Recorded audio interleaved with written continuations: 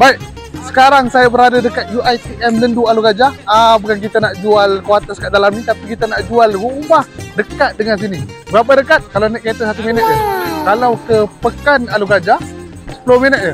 Yang best part dia adalah harga ni bermula daripada RM260,000 sahaja.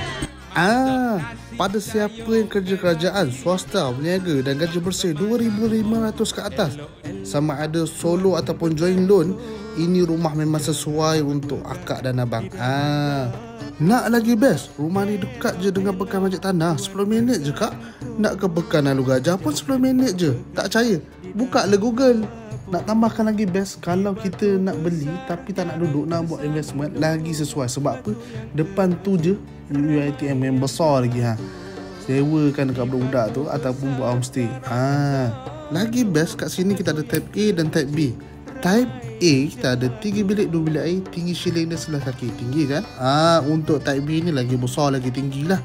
Untuk type B kita ada 4 bilik dan 2 bilik air, 14 kaki tinggi dia. Kata orang lagi tinggi ceiling ni, lagi sejuk rumahnya.